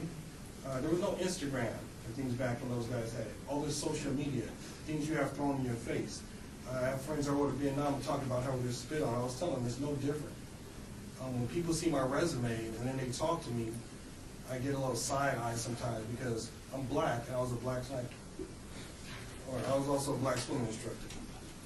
You don't get that, ask somebody later. But what they kind of did all these different things. But I relate to the vets because I am them. I've spent nights alone. Fine. I've seen all the pitfalls and been through what they are now going through.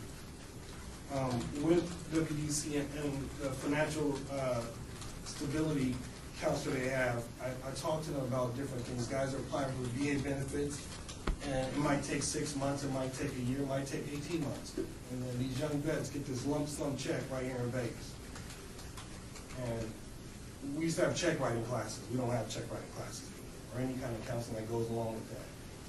Debit card, these guys think it's going to last forever. 2 months later, the vet's phone broke. Depression, medication, guys self-medicating.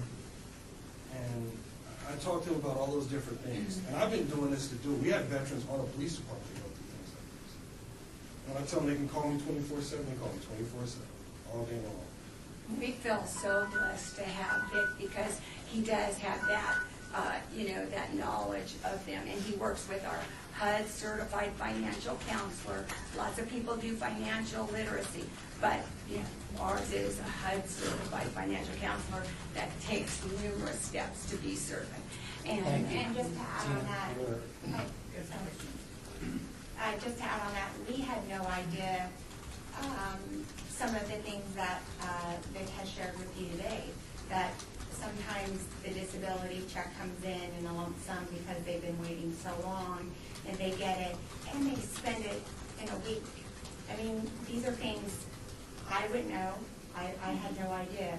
And he's able to say, here's how you do it, here's what you do.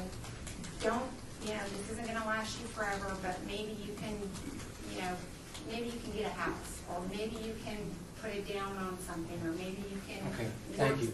We've got to transition into the question and answers, but very, very good points. Appreciate it. Yes. Board members, do we have any questions to ask? Chairman McGrath, I have a question for you, sir. Approximately how many veterans are being served now at WBC? How many veterans that he saw through us? Yes. 223. But that's our veteran. We have a veteran program. This is the housing stability program. You know all about it. Right. So how we have the different programs. And I did want to add earlier, the girl that said that she only deals with shade tree. We have an MOU, and we have back before when I had no wrinkles and was thin. So we've been dealing with that for years. And we have hundreds and hundreds of MOUs. We deal with everybody. I was at a meeting this morning for Ryan White, and at 10 o'clock it ended. I have 8 calls for other agencies wanting housing assistance. So we do get out there, and we do help the community. And we thank you for, I've known some of you for years, and we thank you for your constant support. Board members? Coach Taylor, I just wanted to commend you guys for your collaboration efforts, because we're always talking about that, so thank you very much. Member Akers. Member Akers, me being 100% service-connected vet, I have plenty to go. Good. And it's just saying, like, being in Vegas and being around here, people have idea they start paying you a month, you get this much a month. For instance, my first check was $228,000. And it can be gone in Vegas and then Well, we thank you so very much. Thank you. Thank you. Thank you. Any other questions? Finish? Okay. Thank you. Thank you for Thank your you, sir. time. Appreciate it. Board members, a 5-minute break.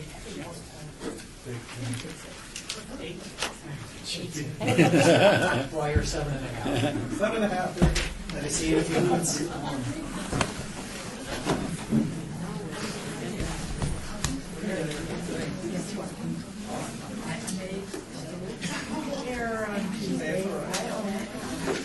You didn't get in trouble, did you?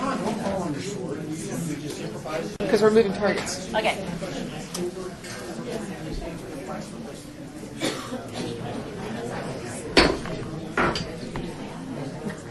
I like it. Look at them. They're ready. They're like, Chairman McGrath, item 7. If I could have your attention, please. Presentations regarding applications for Community Development Block Grant Public Services, homeless program submitted by Caridad, Catholic Charities of Southern Nevada, Family Promise of Las Vegas, Help of Southern Nevada, Nevada Health Center, Salvation Army, St. Jude's Ranch, and Children of Nevada Region, U.S. Vets, and West Care Nevada, Inc. I believe our first applicant is ready. Clearly state your name and title for the record. Yes, staff. Sean Bolster, staff. Can you please, Madam Clerk, show that Carmen LaShawn Miller has left the meeting? Very good. Clearly state your name and title for the record. My name is Meredith Spriggs, Chief Kindness Officer for Caridad. And my name is Nick Spriggs. I'm the Treasurer and Secretary for Caridad. Very good. So we are a small homeless outreach agency, and I just have to say that I have so much respect for the providers in the room. I feel like I'm varsity, and I got called up to, or JV, and I got called up to varsity. So honored to even be at this table. Under the 25 Cities Initiative, which is a federal initiative, we served as a co-lead for the community team for ending veterans homelessness.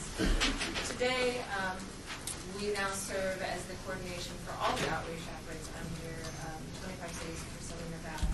What we are coming before you to ask for is assistance with SOAR. So SSI, SSDI Outreach, Access and Recovery is a program designed to help access eligibility benefits for adults who are experiencing or at risk of homelessness and have mental illness, medical impairment, and or co-occurring substance abuse disorder.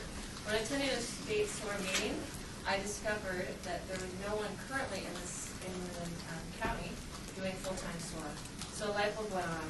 Our coordinated intake system has over 800 people on a community queue. The community queue is a waiting list for single adults in Southern Nevada. Homeless individuals are assessed using this assessment tool, and then based on needs, they go on the list and are then placed in housing. The problem is that HUD has said that there is no more funding going into this pot, and currently all of our housing providers are full. So, again, this would be a way to get income, so we're asking for funds to jumpstart this program. This is government funding that would come into the community. It's actually a 5-to-1 benefit for the community. And what we're doing to set up the clients for success, our team would enroll them in a 6-month trial once they get their benefits to ensure their stability in housing. So they would have case management that we would later bill for Medicare and Medicaid. They would also be partnered with a companion or a volunteer, sort of like big brothers, big sisters that would aid case managers. And they would be enrolled in Medicaid, so they would have full comprehensive coverage, and this would also defray the costs on medical and EMT transportation. The benefit to the community is an estimated 5-to-1 return on investment, and it's estimated that clients awarded SSDI benefits in Nevada average $750 monthly. And the level of Medicaid that they get is actually a higher level of coverage, and at that time they also enroll them for food stamps. So this is a complete solution that would potentially decrease the number of panhandlers on the streets, where that would be able to get homeless off the streets, and then they would in turn then be able to pay for their own housing. Our goal with SOAR is to provide this service to all of our partnering agencies. Currently we're working with clients from WestCare, Help USA, Catholic Charities, among a couple others on the benefits claims. We have the goal of turning in 80 claims with 40 approved before the end of the year, and then the preceding year we will have more. So our goal is 80 to turn in this year and 40 approved. This would be a 10% decrease off the community queue that we would be able to put into housing without taking additional funds from other resources. Again, this is bringing federal dollars into the community. We currently have a team of 3 staff, and we're proposing to add 3 new staff members with this funding. $41,000 would be used to pay for partial salaries. $870 would be used for direct SOAR service or office space. $500 would be used for SOAR advertising. We want to use that money to raise public awareness and solicitation of private funds. $3,000 would be used for basic SOAR client supplies. This covers the request of medical records, shipping, and other things. The average cost is $2,250 to complete a SOAR application, according to the Social Security website. For outreach, $20,000 would be used to pay for partial salaries for direct client outreach. Outreach teams would be used to locate clients, and we want to hire WestCare Safe Haven clients for this program, and they would report to a direct full-time lead. $870 would be used for direct service for outreach for office space. $500 would be used again for outreach advertisements that raise private funds for outreach, and $3,000 would be used for basic client outreach supplies. Part of what we're doing right now is we have a P.O. box that we're using. The VA cannot take mail, so we are actually the collection agency for veterans that are not currently housed. And so we want to use some of this funds to pay for that through outreach, as well as identifying documents and basically getting people document ready to go into housing. Thank you. Board members, questions? Member McCoy, you were going like really fast on those numbers. No, it's okay. So did you say that it was $2,000 per application? $2,250 per application is the average national cost. We have only had 13 turned in this past year for the whole state, so we're not sure that. Break that down to me, because in my mind, it's the application, like what was.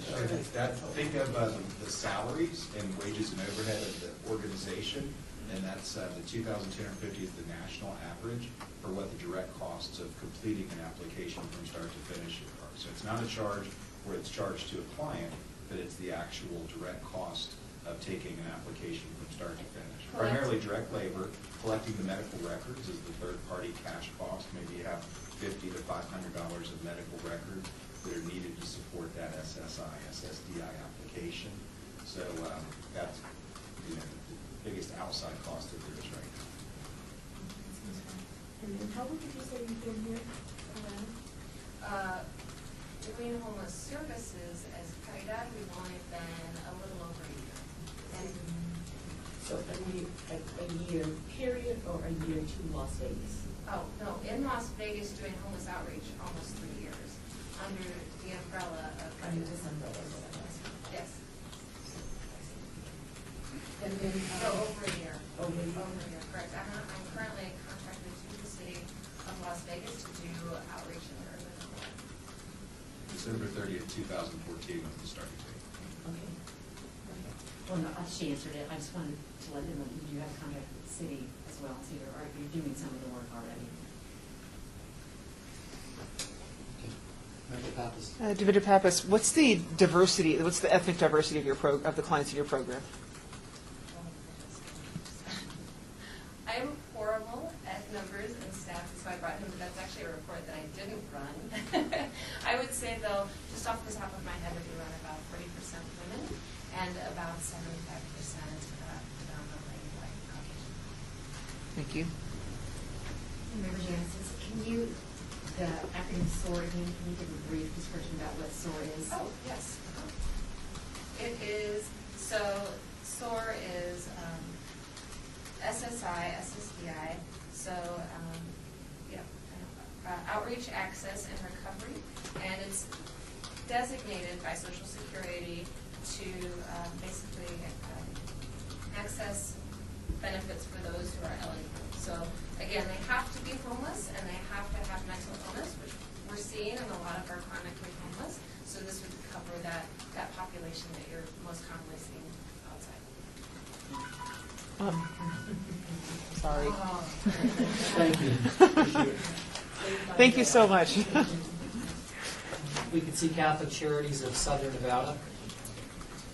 Member Jansen, I'll be stepping out of the room. We'll try to remember to get you this time.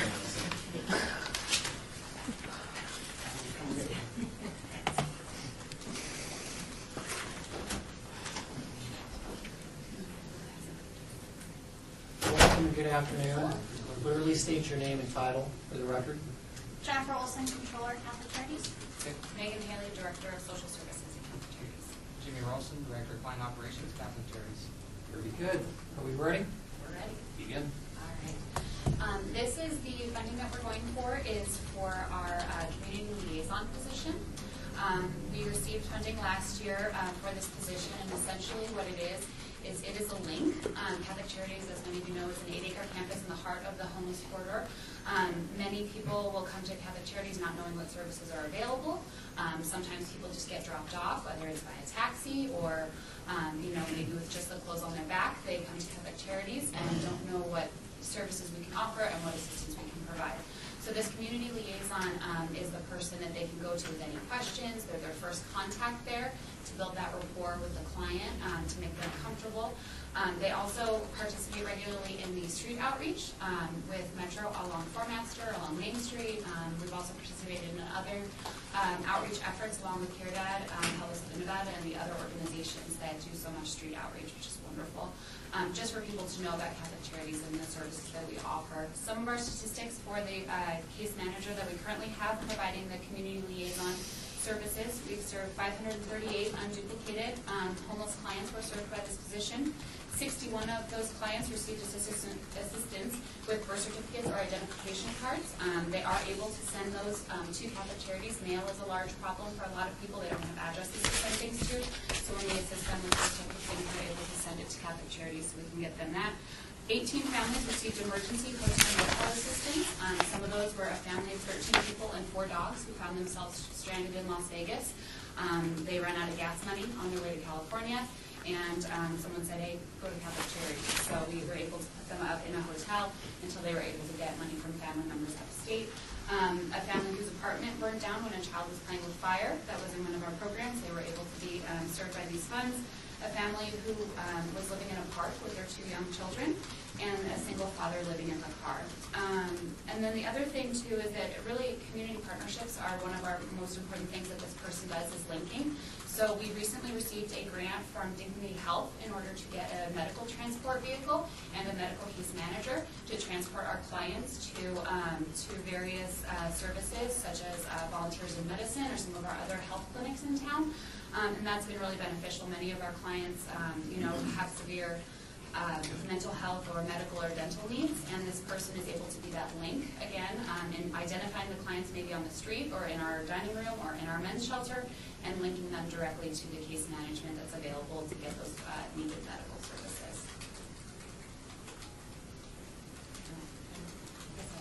So part of this too will be, so $11,500 of the $85,000 ask that we're asking for is for those items that I discussed, like the emergency hotel motel vouchers, bus passes, ID cards, birth certificates, and other supportive services. And we're asking for an increased case management, so it would be 2 full-time positions this Thank you year. very much. Board members, do you have questions? Jimenez, I was just curious. So this case manager would be the contact between, how many people would, or I don't know, what's their job like? How many people do they contact? How many people are in their case Real load? quick, Catholic Charities is 8 acres. We have over 1,500 visitors to our property on a daily basis. Right. A lot of people are not necessarily coming on the property, so when he's out and about, he comes across probably a good 50% of those clients. When he's walking around the outside of the property, these are people that not necessarily come in to seek services, so he's actually out there bringing the services to them. So I'm going to say initial contact with people, probably about 700 a day. Wow. Just, hey, how you doing? The starting of a case management. Yeah, and that 538 that we had are clients that he's continued to work with and logged in the HMIS system. So that doesn't include the ones for some of the street outreach or some of the just regular contacts. Okay. Thank you. Thank you. Board members, yes. Member McCoy, what's the racial diversity of your staff on Catholic Charities? Case management staff or in general? Or? Just in general. Everything. And case management as well. The community liaison we currently have is Caucasian and a veteran, so that's helpful for us. We also have Spanish-speaking staff as well that are case management. 2 of our case managers are Spanish-speaking. We have all kinds of Somalian, not ours, but as far as diversity. Yes. Yes. Yeah, we have that. Yes. Member Akers. Looking at your application, how many case managers do you have? In total? We have, for all of residential services, we recently combined our case management for residential services, so we're doing our homeless to home program, which focuses on families, and then our case management, which focuses on the individuals. We have 11 case managers total, but, and then that also, it includes shelter monitors as well as in the budget. It includes the individuals that are there monitoring the shelter at night. Okay, on the application, it says partial pay for case managers. Oh, for what we've applied for? Yeah. We receive other funding as well, so that's where. Thank you. Member Pappas. Real quick, do you ever get any resistance from people because you are Catholic services? We do. There is a misconception that we only serve Catholics. We have to go to church. We serve anybody regardless of race, creed, religion. Thank you. Thank you. Appreciate it. Next up, Family Promise.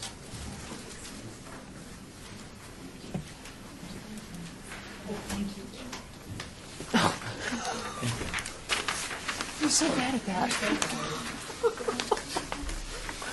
Maybe we left him out there for how long? 20 minutes once? Clearly state your name and title for the record. Good afternoon, my name is Terry Lindeman. I am Director of Family Promise of Las Vegas. My name is Randy Mitchell. I'm the Treasurer of Family Promise of Las Vegas. Catherine Francisco, and I'm on board member. Very good. 3 minutes, are we ready? Yes, good afternoon. Family Promise of Las Vegas is in our 20th year of providing services to homeless families with children in our community. We have always been located in the City of Las Vegas zip code. We're coming to you today to ask for assistance with case management salary and around $20,000, and then $5,000 to fund our audit and $5,000 for our major indemnity insurance. The indemnity insurance and the audit are necessary to remain in good standing and seen as best practice. And we are able to match a lot of leveraging for our programs through cash donors and the congregations that provide overnight shelter. We're not a religious organization. We have partnered for 20 years with 19 different congregations that are Catholic, Protestant, Jewish, Muslim, to be trained to be overnight shelters. We have over 2,000 volunteers that are providing over $300,000 in-kind services every single year that we are not asking for from any grant resource. And that is why the funding that we ask for from the City of Las Vegas is so important, because it helps support our case management. We identify case management as our core competency. We believe that it's important. Services matter. It is not okay to have housing or assistance programs where intense case management cannot be attached, in our opinion, because this is where we see our biggest success. Last year, we served 39 families unduplicated, and 33 of those were City of Las Vegas clients. That's how many families we served from this geographic area. This year, we're already up to 34 families served, and 30 of the families we have served in this year's grant are City of Las Vegas zip code families. So we believe that we're very necessary, very needed in this area, and we are developing a plan to have a new building within the next 2 or 3 years, and it will be in the City of Las Vegas area, because we draw most of our clients from these zip codes, and we've always been very pleased to receive your grant assistance, and hope that you will be able to consider our request again this year. Thank you. Very good. Board members? Yes. Hello. Do you partner with any churches in West Las Vegas for the housing? We actually used to be located in West Las Vegas on D and Van Buren, and we did extensive outreach at that time to many of the congregations down there, and they always came back choosing not to participate. And I don't really know why, but we do try to get them. So the answer is basically no. But Yeah, you did. we sure did try. Yes, yeah, I don't know why. In fact, over 50% of my staff is African American. Member Pappas. Thank you, Defender Pappas. First off, thank you for bringing a board member here. We really appreciate having that kind of, knowing that we've got that kind of support. Thank you. Oh my God, I forgot the question. I'm so sorry. I'll come back. They'll come back to me. Chairman McGrath, and we'll come back. Awesome. Terry, welcome. And I believe you are one of 2 nonprofits that houses families in Las Vegas, correct? Yes. Okay, I have my question. Which is where, all right, thank you. Obviously, you can't service everybody that comes to you. How many people do you have to turn away? How much more need is there out there that you can address? Well, for Family Promise, we've always been sort of that gap service provider. We're helping a lot of people that can't find services other places, like single dads. We specialize in that. Big families, family court families. We get maybe 3 to 5 calls a day, and we serve 4 to 5 families at a time. So our average length of stay, according to HMIS, is 45 days. So our success is driven by how fast we can refer them out to housing programs or put them in one of our own housing programs, of which we have 2 that we fund ourselves. And following up on that, recidivism, what's your recidivism rate for your program? 80%, I did this just this morning to make sure I was right. 80% of the clients that we served last year are still in housing today, still working, we still touch back with them. We provide Easter baskets and lots of goodies to keep them connected, so we have a very high success rate. That's great, thank you. Sherman McGrath. Sherry, if I could ask, the family that you brought in last year to the presentation, how are they doing? I'm trying to recall.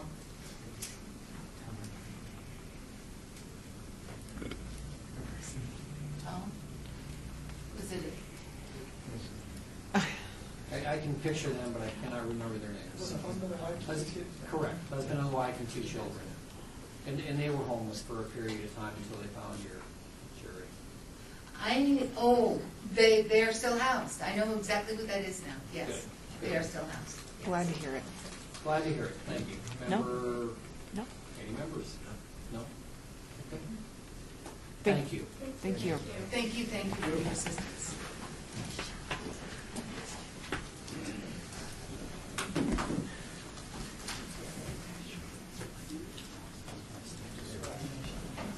If we could see Gulf of Southern Nevada.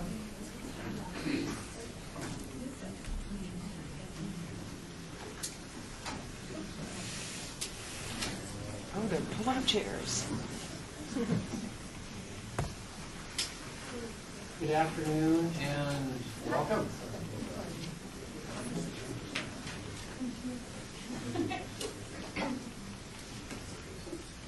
Please state your name and title for the record. I'm Philana Riley. I'm the Vice President and Chief Operations Officer for Health of Southern Nevada. Very good.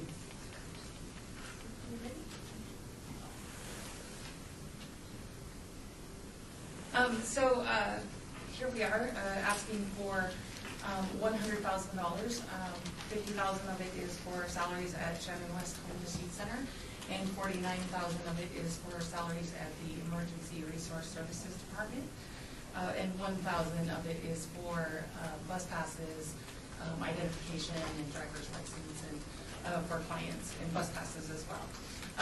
Today we are here. With me, I have experts in our field. We have Marilyn Morales. She is our finance manager. Haley Cook is our housing coordinator.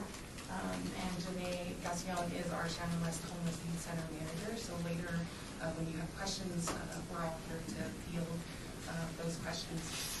Probably the most important person at the table is this handsome young man next to me. And please be patient with him. He was very super nervous, but he's willing to share his story with us. So without further ado, Curtis. Well, understand. My name is Curtis. I'm from Leandro, Texas. I've been living on the streets for about 6 months, living out of my car. Pretty much I was like living in my car for the summer. I didn't know when my next meal was going to come by or anything like that. I heard about Shannon West because I was staying at the Las Vegas Rescue Mission, and they told me to come down here and help me out with the bedding and situation.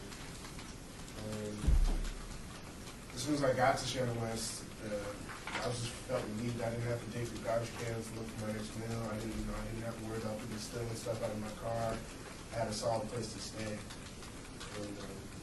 And this place is just surrounding me with positive atmosphere. So I'm kind of nervous. What Shannon West has helped me see myself is helping being a positive influence on my peers and to motivate myself to be a better man. And I see myself uniting with my parents and going to college. I also would like to say that the staff center has helped me a lot. My grandma died recently. They were there to support me and say everything will be all right and stuff like that. But, this place is really great. I've been 3 months sober. I used to smoke weed and do all these other drugs that I've really healthy for me. I've been 3 months sober since I've been here. I'm going to continue to do that because Shannon West is giving me the tools to better myself as a person and to see that drugs are not the way to better myself. Thank you for letting me speak to you about this stuff. Thank you.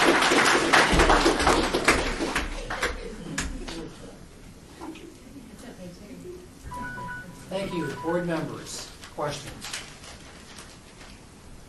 Okay.